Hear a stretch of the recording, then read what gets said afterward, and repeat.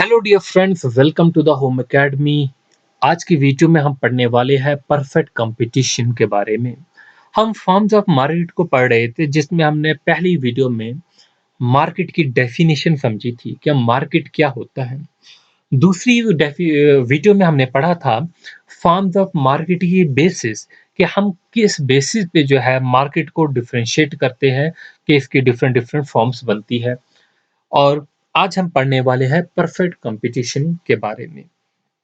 अगर इस वीडियो से पहले आपने वो 2 वीडियोस नहीं देखी है तो जाके ज़रूर देखिए, क्योंकि वो इसका बेसिस है, बेसिक बिल्कुल। तो स्टार्ट करेंगे हम फॉर्म्स ऑफ मार्केट को। फॉर्म्स ऑफ मार्केट में जो हमने आज पढ़ना है वो है पहला परफेक्ट कंपटीशन। कि परफेक्ट कंपटीशन क्या होता है, इसे हम जानेंगे। देखिए, like any other market structure, जो मैंने लास्ट वीडियो में आपको बोले थे कि कौन-कौन से हमारे पास मार्केट स्ट्रक्चर होते हैं। Perfect competition is defined and the basis of its future. तो इसके भी कुछ फीचर्स होंगे, जिसकी फीचर्स के बेसिस पे हम परफेक्ट कंपटीशन को डिफाइन करते हैं। So perfect competition is a market in which there is a large number of buyers. तो याद रखेंगे, यहाँ पर जो बायर, जो खरीदने वाले होंगे, उनका नंबर बहुत ज्यादा होगा। एंड द सेलर, जो सेलर बेचने वाले होंगे, वो भी बहुत ज्यादा होंगे। हु ट्रांजैक्ट द होमोजेनियस और the similar goods at a fixed price by a market और द इंडस्ट्री। तो यहाँ पर आप याद रखें कि यहाँ पर जो होगा, बायर्स भी, उनका नंबर भी बहुत ज्यादा होगा। जो सेलर बेचने वाले हैं, उनका नंबर भी बहुत ज्यादा होगा। और ये जो प्रोडक्ट सेल कर रहे हैं, ये होमोजीनियस प्रोडक्ट होगा। मतलब जो भी सेलर ये होमोजीनियस प्रोडक्ट सेल कर रहे हैं, ठीक है, ये सिमिलर गुड्स सेल कर रहे हैं at a price fixed by the market और इंडस्ट्री। और इनका जो प्राइस फिक्स किया गया है, वो फिक्स जो प्राइस किया गया है, वो इस फिर्म ने नहीं किया, बल्कि ये प्राइस जो फिक्स किया गया है, ये मार्केट ने जो है फिक्स किया हुआ है। अब देखेंगे, सपोज हमारे पास जो है ये एक बकेट है, ये लेट अस सपोज ये एक बकेट है। इस बकेट को जो है वो सेल करना है। अब ये बकेट जो है, ये हमारे पास जो है वो 10 कंपनीज जो है इस बकेट को बना रही है। इस बकेट को बनाने वाली हमारे पास 10 जो है वो 10 नहीं, चलिए 100 मान लीजिए। 100 कंपनीज जो है इस बकेट को बना रही है। तो सारी की सारी जो भी कंपनीज है, सपोज 1 कंपनी, 2 प्रो कंपनी, 100 तक कंपनी जो है, इसे जो है वो सेल जो कर रही है, वो इस प्रोडक्ट को जो है वो सेल कर रही है, और जनरल पब्लिक जो इसे खरीदेगी। अब हमारे पास जो सेल करने वाली है, जब आप मार्केट में जाएंगे इसे खरीदने, तो वहां पर बहुत सी शॉप्स होगी। तो बहुत सी जो शॉप्स होगी, तो आप देखेंगे हर किसी में जो है वो कंपटीशन इतना ज्यादा होगा, हर कोई सेल करना चाहता है, जिसकी वजह से जो वो प्राइस जो है उसका हर कोई जो है अलग अलग कहेगा आपको, ताकि जो है आप वहां से खरीदे जो आपको कम प्राइस देगा। तो हर कोई जो है अपना प्रोडक्ट सेल करने की कोशिश करेगा। इसका मतलब जो होगा, जो प्राइस होता है, वो कंपनी यहाँ पर फ़िर्म जो है वो फिक्स नहीं करेगी, बल्कि कौन फिक्स करेगा? ये प्राइस जो फिक्स होगा बाय द मार्केट, मार्केट जो इसे फिक्स करेगा।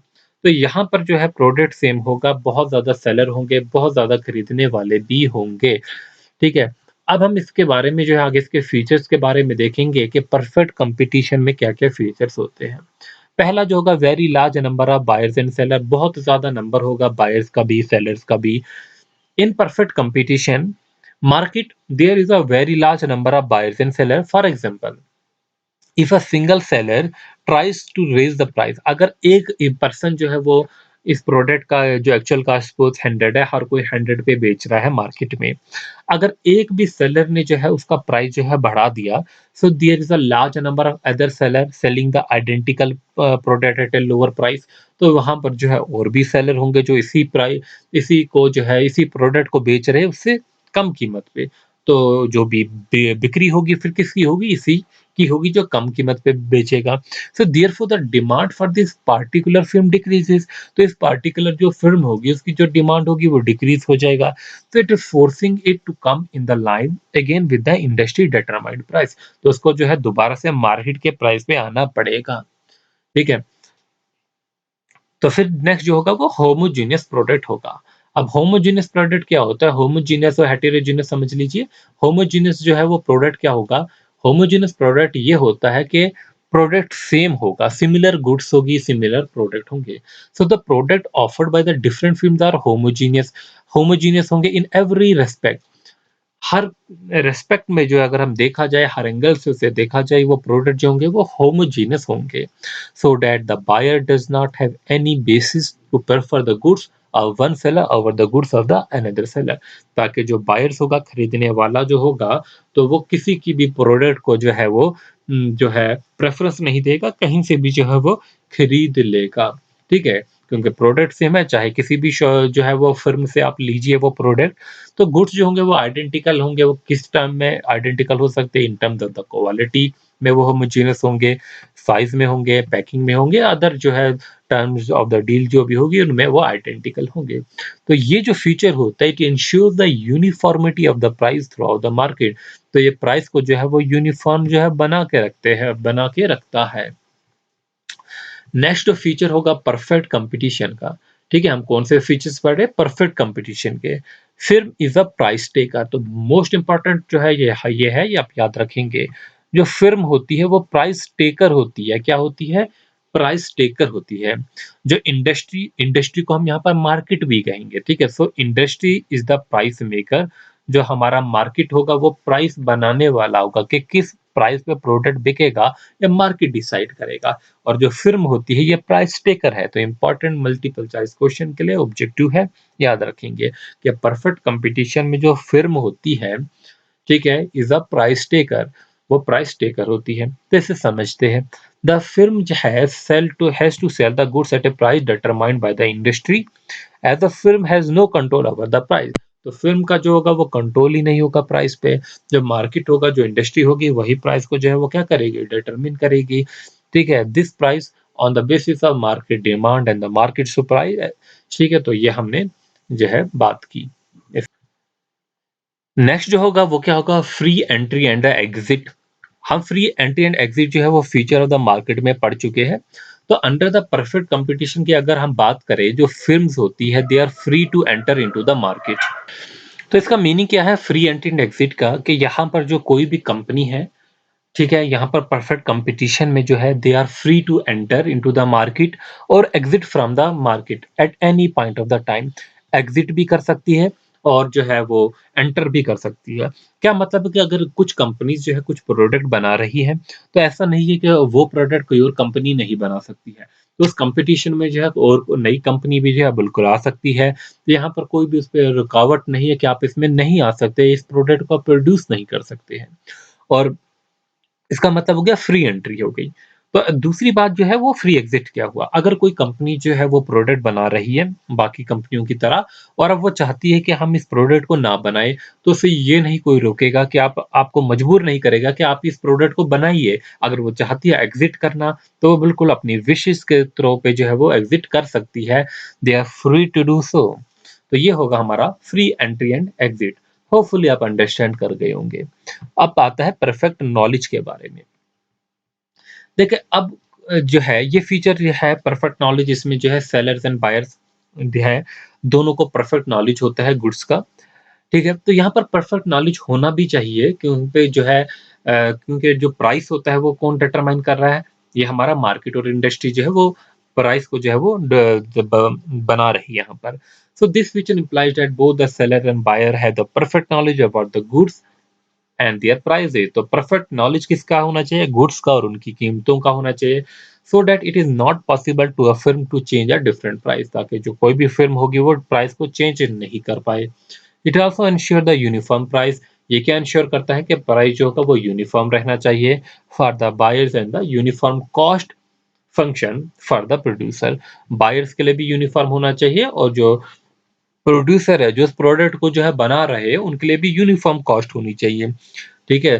तो किस किस कॉस्ट पे जो है वो प्रोडक्ट बनता है, उनकी कॉस्ट भी चेंज नहीं होनी चाहिए। तो उनको परफेक्ट नॉलेज होना चाहिए, तो ही प्रोडक्ट जो है वो उनका सेल होगा और उन्हें भी प्रॉफिट होगा। फिर आती है बात परफेक्ट मोबिलिटी के बारे में।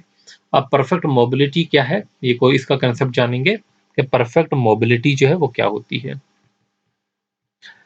तो परफेक्ट मोबिलिटी के बारे में सुनिए।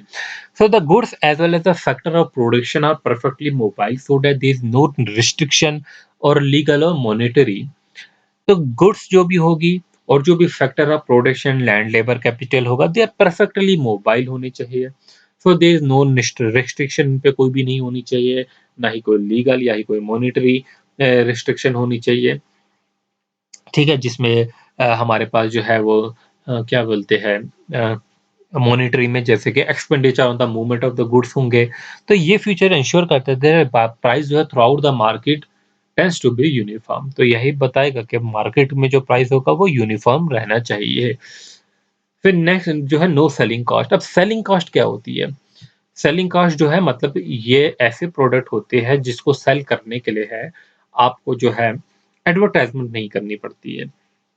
Selling cost are the cost aimed at the promotion of the sales of product of a firm।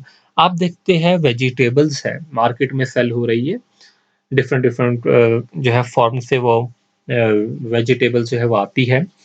तो उस वेजिटेबल के लिए प्रमोशन नहीं की जाती है। तो यहाँ पर जो है एडवर्टाइजमेंट पे जो प्रोडक्ट होगा वो नहीं, क्योंकि आप देखेंगे जब आप जो वेजिटेबल मंडी में जाएंगे तो बहुत सी वहाँ पर जो है सेलर होंगे, बहुत से बायर्स भी होते हैं। हर किसी के पास सेम प्रोडक्ट होगा, सेम वेजिटेबल्स होती है, ठीक है, तो सेम प्राइस भी होता है। तो यहाँ पर जो उनको जो है प्रमोशन की जरूरत नहीं पड़ती, सेल्स की जरूरत नहीं पड़ती। तो इसमें जो है there is no need to incur the selling cost. तो यहाँ पर सेलिंग कॉस्ट जो होती है in the form of advertisement उसकी जरूरत नहीं पड़ती है। तो यहाँ पर जो है जो गुड्स होते हैं वो एक जैसे होते हैं, होमोजीनियस होते हैं परफेक्ट कंपटीशन में।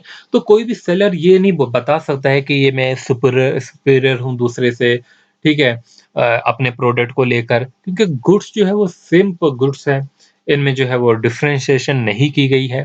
तो यहाँ पर जो है एक परफेक्ट कंपटीशन होगा होमोजेनियस गुड्स से रिलेटेड। अब आती है shape of the demand curve की shape. Under the perfect competition की अगर हम बात करते हैं, जो डिमांड कर्व होती है for the firm is horizontally and perfectly elastic. जो डिमांड होती है वो परफेक्टली इलास्टिक होगी, जो फिल्म जो होगी इसकी जो ये डिमांड कर्व होगी बिल्कुल हॉरिजॉन्टल होगी। तो यहाँ पर जो प्राइस होगा वो हॉरिजॉन्टल होगा। डिमांड एंड सप्लाई से रिलेटेड, डिमांड बढ़े सप्लाई बढ़े, कोई भी चीजें बढ़े तो प्राइस जो होगा वो हमारा हॉरिजॉन्टल होगा, ठीक है। इसका क्या मतलब है, जो फिल्म होती है they can sell any amount of the product at the price determined by the industry but the film can not very the price. जो फिल्म होती है वो प्राइस को वेरी नहीं कर सकती। प्राइस जो होगा वो एक ही डायरेक्शन में हॉरिजॉन्टल डायरेक्शन में कांस्टेंट रहेगा। जो भी मार्केट ने प्राइस जो है वो बताया है उसी प्राइस पे जो है वो जो है वो सेल करेगी, ठीक है। आप देखेंगे यहाँ पर जो फिल्म है ये सेल करने वाली है, तो प्राइस जो है वो ये है, तो प्राइस जो होगा यहाँ पर हमेशा जो होगा वो सेम ही रहने वाला है। तो इस तरीके से हमने देखे आज परफेक्ट कंपटीशन और कुछ उसके जो है वो इम्पोर्टेंट फीचर्स। होपफुली जो है आपको परफेक्ट कंपटीशन के फीचर्स जो है वो क्लियर हो चुके होंगे। आप हमारे होम एकेडमी को फेसबुक, इंस्टाग्राम और यूट्यूब पे जो है फॉलो कर सकते हैं लेटेस्ट वीडियोस की नोटिफिकेशन के लिए। अब जो है मोनोपोलिस्टिक ओलिगोपोलीन के जो है फीचर जो है वो डिस्कस किए जाएंगे। Thanks for watching, wish you good luck.